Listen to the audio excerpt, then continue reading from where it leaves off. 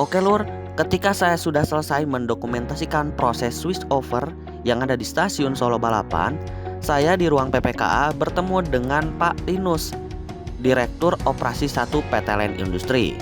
Dan di sana saya berkesempatan untuk mewawancarai beliau mengenai keberhasilan PT Line di bidang perkeretaapian nasional dan global.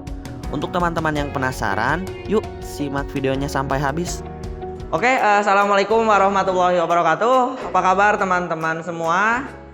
Alhamdulillah hari ini saya sudah bersama Bapak Linus, Dirop 1 PT Line. Terima kasih Pak sudah menyempatkan waktu Pak bersama saya di sini, karena saya juga pecinta kereta api dan banyak rail fans juga, apalagi PT Line berhubungan langsung dengan perkeretaapian kita gitu Pak. Sebelum itu mungkin saya ingin mengucapkan selamat ulang tahun dulu Pak buat PT Line kemarin yang ke-29 tahun, alhamdulillah ya Pak. Nah, saya mumpung ada Bapak di sini nih Pak, saya ingin bertanya-tanya gitu Pak mengenai PT Line. Saya tulis juga di sini gitu Pak. Oke, mungkin pertanyaan yang pertama nih Pak, PT Line kan sekarang sudah 29 tahun ya Pak. Dan Line ini kan sudah 50 tahun, kalau menjadi lembaga sudah lama ya Pak. Apa saja sih Pak kiprah PT Line selama 37 tahun di perkeretaapian baik di Indonesia ataupun secara global gitu Pak? Iya, oke. Tahun 80-an kita itu mulai mempelajari sistem kereta api. Ya. Nah, karena memang kan negara kita sampai tahun 80 kan belum melakukan apa-apa terhadap kereta api ya, Betul. belum modernisasi. Jadi yang pertama melakukan waktu itu kita memproduksi barang-barang yang ada di kalau di sana kalau dilihat ada GL1 di Sumatera Utara. Kemudian itu yang pertama dulu kita produksi. Ya, kemudian kita mulai belajar kereta api sejalan dengan program pemerintah untuk melakukan modernisasi di dunia kereta api. Kemudian tahun 90-an kita ikut memodernisasi kereta api bersama dengan, karena waktu banyak pinjaman luar negeri masuk Ya. untuk memodernisasi perkeretaapian kita. Dan Line di situ menjadi partnernya dari vendor-vendor dari asing. Betul. Karena dari luar dapat asing, kemudian kita membantu mereka. Kemudian kita juga ada transfer of teknologi Oke. untuk namanya fast op ya, signaling. Nah, kita dapat itu, kemudian dimulai di tahun sekitar tahun 2000, 2003, 2005 sampai sekarang kita mendevelop sistem kita sendiri. Nah, ini yang paling advance. Ini apa? Ini produk dari Line juga kan ya Pak? Ini produk kalau interlocking ini produk kita yang sekarang ya. Ada yang paling advance itu yang ada di video sebelumnya yang di Soekarno Hatta, driverless. Oh, itu APMS ya Pak? APMS itu yang paling advance. Yang Betul. kita produk itu sudah setara, artinya menurut saya speknya itu sudah bahkan di atas dari perkeretaapian yang vendor-vendor dunia. Kira-kira begitu jadi kiprah kita. Jadi kita sudah mobilisasi sampai dengan membantu pemerintah bagaimana membuat suatu produk yang punya reliability tinggi dan bisa didanai oleh APBN. Artinya Mantap. very competitive price ya. Oke. Nah, gitu. Jadi perkeretaapian kita itu tidak perlu dari orang luar, dari Indonesia sudah bisa ya Pak? Siap Pak. Oke, pertanyaan selanjutnya nih Pak, kan saya sebagai pecinta kereta api gitu Pak, rail fans gitu, dan sebagai masyarakat umum yang menggunakan kereta api gitu Pak, apa sih jaminan yang diberikan PT Line sehingga kami bisa merasa aman gitu menggunakan kereta api dengan signaling yang dibuat oleh PT Line? Oke, pertama jadi di situ pertama reliability produk itu, karena signaling ini kan di belakang, orang nggak lihat. Nah, Betul. harus ada yang mensertifikasi. Ya. Nah, mensertifikasi itu kalau negara kita yang tahu environment kita itu beda dengan di luar. Itu harus yang tahu environment dalam negeri. Jadi di sini BPPT. Kemudian produk kita dapat uji dari sertifikat dari BPPT. Kemudian kelayakan operasinya itu dapat sertifikasi dari Kemenhub. Oh iya. Jadi di situ, dan kemudian kelangsungan after sales. Ya.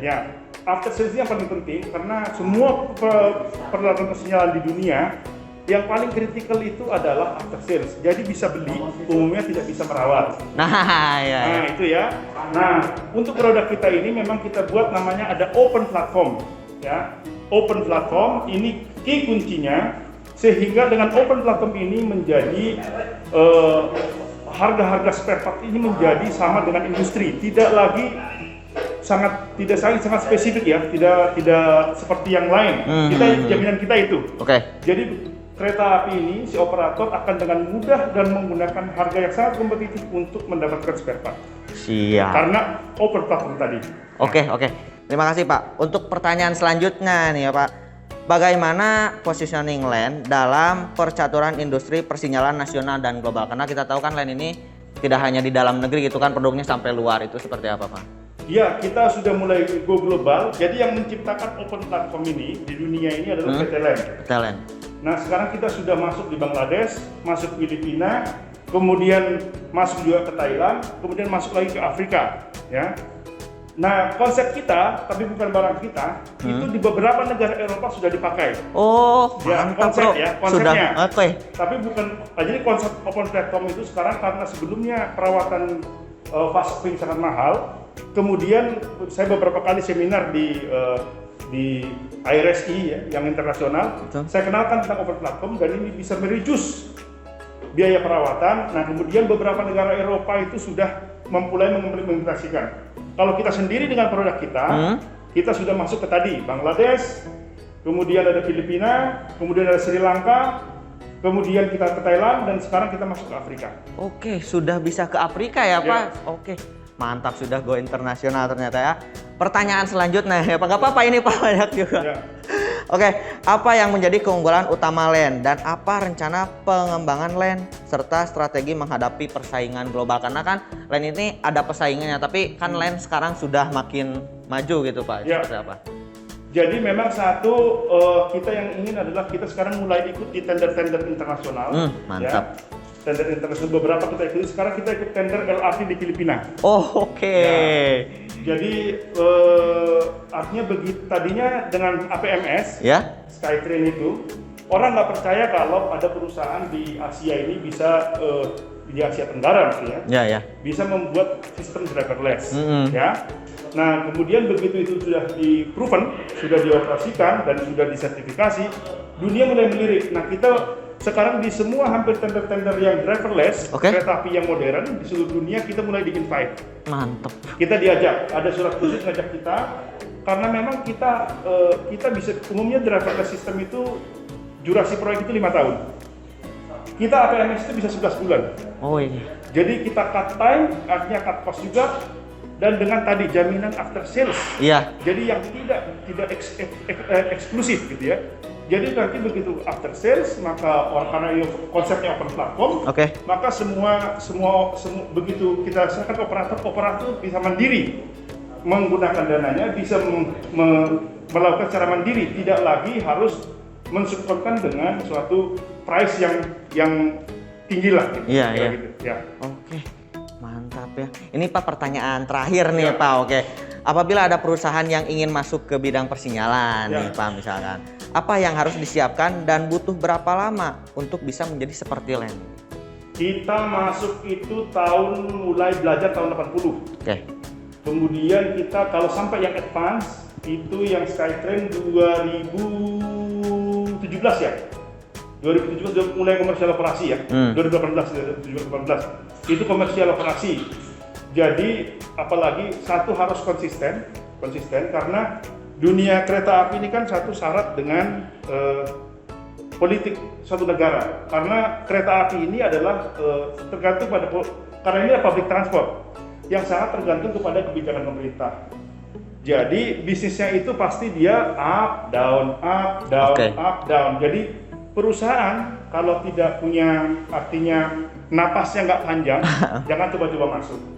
Karena tidak bisa perusahaan-perusahaan kecil itu masuk ke dunia kereta api.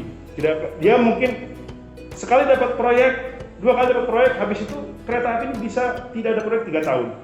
Nah, perusahaan mana yang bisa menjaga overheadnya selama 3 tahun? Nah, LAN bisa masuk karena kita multi. Jadi kalau railway kita lagi down, kita dapat dari energi, kita dapat dari pertahanan gitu. Iya. Kemudian orang-orang kita didik memang untuk militan. Jadi kalau kereta api lagi sepi, kita bisa pindahkan dia ke pertahanan, bisa pindahkan dia ke energi. Gitu. Jadi orang ini. Nah, kita selalu melakukan edukasi di dalam perusahaan. Jadi orang itu bisa dibawa kemana aja gitu. Nah, itu kira-kira. Jadi untuk kalau masuk ke dunia kereta api ini, kalau bagi yang lain ya harus berpikir, dia harus punya napas panjang dulu. Jadi siap-siap misalnya tidak ada proyek selama 3 tahun dan dia harus konsisten karena dia harus melakukan perawatan, menjamin ketersediaan spare part segala macam, ya, ketersediaan availability lah. Ya. Kira-kira begitu. Siap.